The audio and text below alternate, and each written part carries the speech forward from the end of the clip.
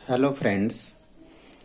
पिछले टर्म पर अपन बात कर रहे थे कि अभिक्रिया की कोटि क्या होती है, अणुसंख्यता क्या होती है, उसके बारे में बात कर रहे थे। और साथ ही हम बात कर रहे थे कि समाकलित वेग समीकरण क्या होता है, इसको हम कैसे प्राप्त करेंगे, कैसे निकालेंगे। तो हमने पढ़ा कि भाई शून्य कोटि की अभिक्रिया के लिए हम किस प्रकार से और समाकलित वेग समीकरण निकालेंगे। इसी प्रकार से हम प्रथम कोटि की अभिक्रिया के लिए अब समाकलित वेग समीकरण निकालेंगे।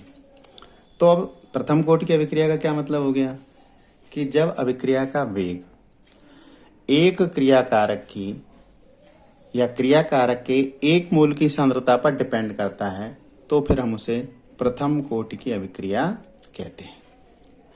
अब हमने माना कि प्रारंभ में पदार्थ की मात्रा क्या मानी अपन ने, ए मोल है, और टी समय के पश्चात में उसके एक्स मोल वियोजित हो जाते हैं, यानी एक्स मोल कम हो जाते हैं।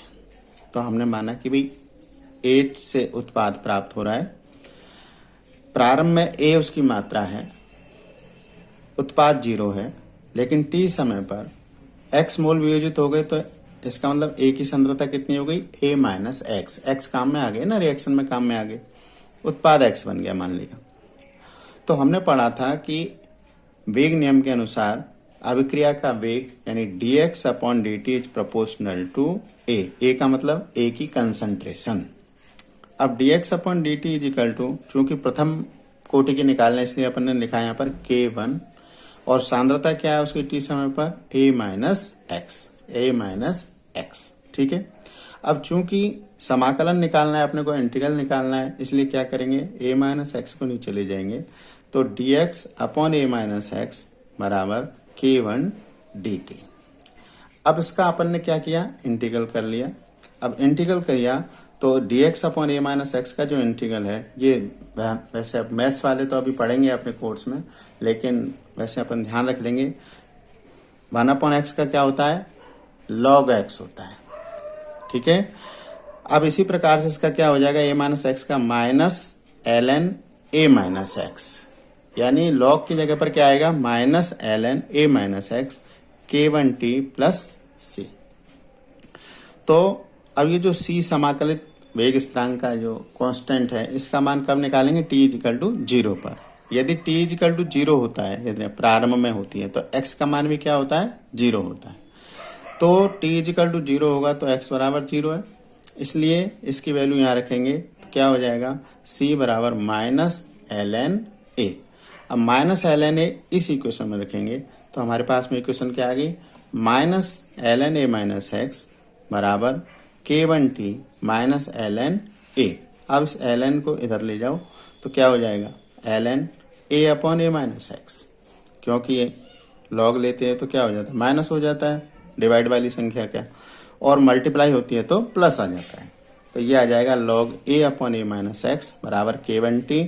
और k1, अब इस ln को हम क्या करें, बेस 10 पर, हमारी जो लॉग टेबल है वो किस पर है, बेस 10 पर है, ये क्या है, बेस e पर है। तो बेस 10 पर चेंज करने के लिए हम क्या करते हैं, 2.303 का मल्टीप्लाई कर देते हैं। तो इसको हम कैसे लिख सकते हैं, 2.303 log a upon a minus x बराबर k1t। ठीक है। अब इसको हम इधर ले गए तो क्या बन गया, ये log a upon a minus x is equal to k1 upon 2.303 into T.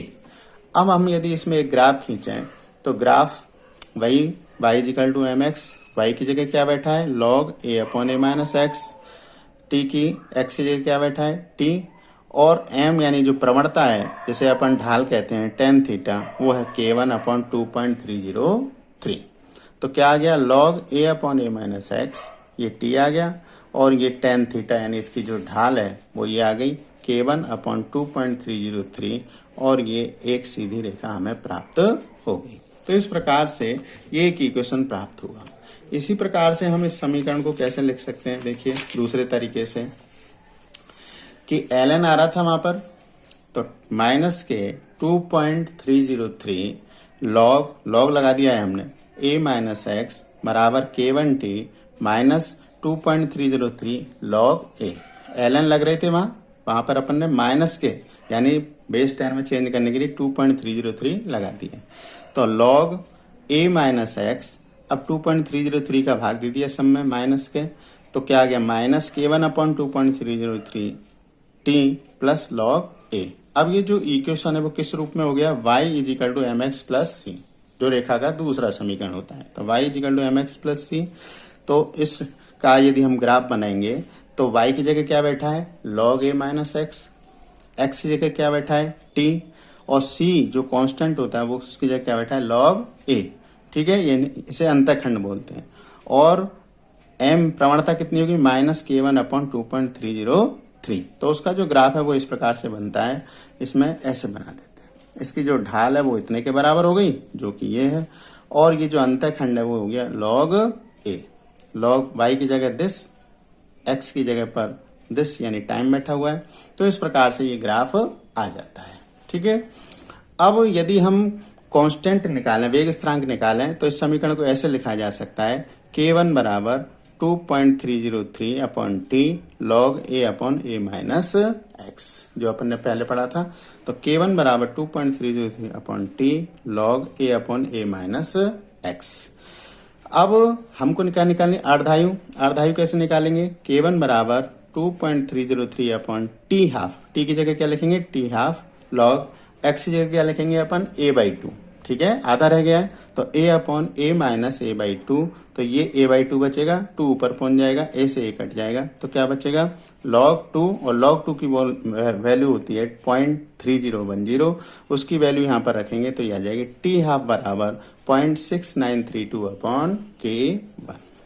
ये प्रथम कोटि की अभिक्रिया के लिए एक अर्ध आयु के लिए फॉर्मूला हो गया। ठीक है, तो इस प्रकार से हम वेग स्थिरांक की गणना कर सकते हैं प्रथम कोटि की अभिक्रिया के लिए।